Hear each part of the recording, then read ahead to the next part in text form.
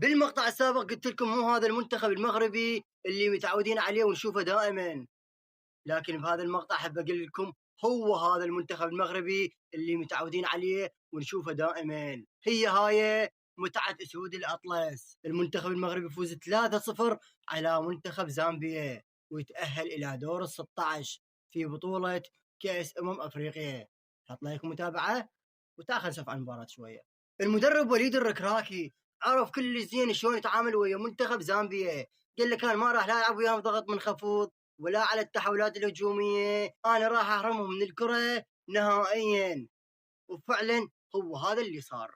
وليد الركراكي باول دقيقه من المباراه وهو يقدم ضغط عالي ومخلي منتخب زامبيا ما يعرفون يطلعون بالكره ومخليهم ما يعرفون يوصلون لمرمى المنتخب المغربي. قاطع عليهم المي والهواء وباقل من نصف ساعه قدر يسجل عليهم هدف. المنتخب المغربي حرم منتخب زامبيا من كل شيء حرفيا، سواء كان من ناحيه تسديدات فهم 0 تسديدات على مرمى ياسين بونو. ياسين بونو ما شفته غير كم مره خلال المباراه. ياسين بونو قال لك اعوف المباراه واقعد العب بيس احسن لي. ياسين بونو هو بثلاث مباراه طلع بكلين شيت، يعني ولا هدف في مرماه. كذلك الفرص والاستحواذ منتخب زامبيا ولا شيء. واما المنتخب المغربي يا عزيزي فهو 13 تسديده من داخل منطقه الجزاء وصنع 5 فرص تقريبا، والاستحواذ اكيد للمنتخب المغربي. وكان سلاحهم المفضل هو العرضيات وسجلوا من خلاله هدفين. اللاعب عبد الصمد الزلزولي لاعب ممتاز جدا ويقدم لك حلول خلال المباراة، وممتاز جدا سواء كان من ناحية المراوغات أو العرضيات، وهو اللي صنع الهدف الثاني لإبراهيم دياز.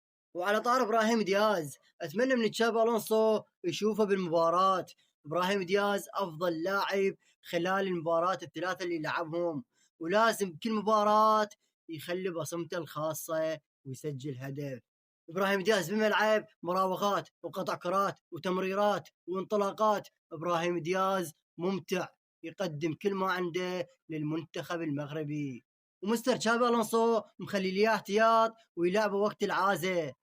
ابراهيم دياز يسجل الهدف الثاني وبهيج يصير عنده 3 اهداف وينافس على هداف البطوله مع رياض محرز وايوب الكعبي. وعلى طار ايوب الكعبي بس اريد احد يفهمني، هذا ايوب الكعبي لو كابتن ماجد بكل مباراه يخليه يصافن على الهدف اللي يسجله، هدف اجمل من هدف.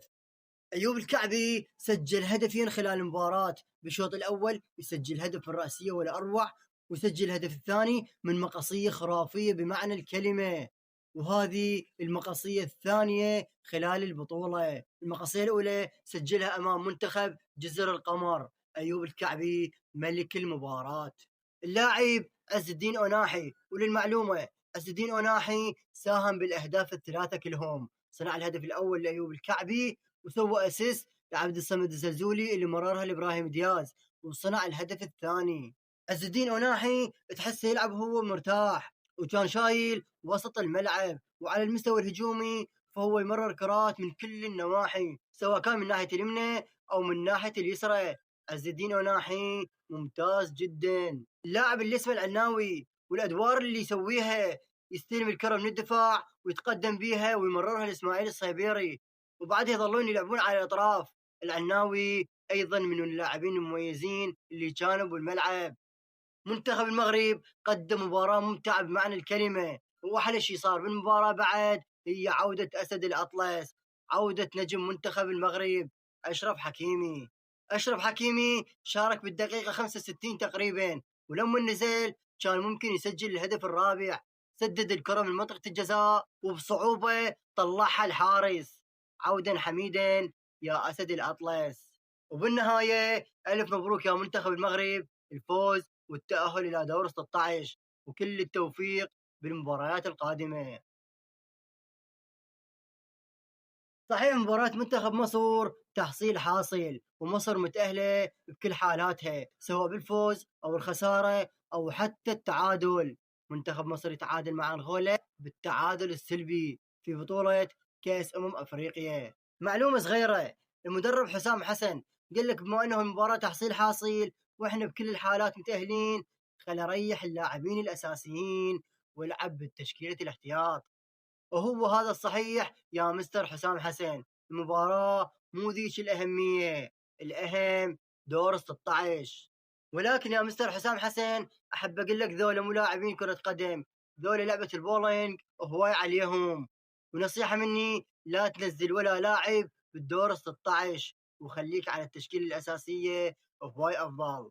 وماكو داعي أصلا نحل المباراة أو نحكي على أداء اللاعبين، لأن ماكو أداء أصلا حتى نحكي عليه. وبالنهاية ألف مبروك للمنتخبات العربية اللي تأهلت للدور القادم، دور ال16، وكل التوفيق بالمباريات القادمة.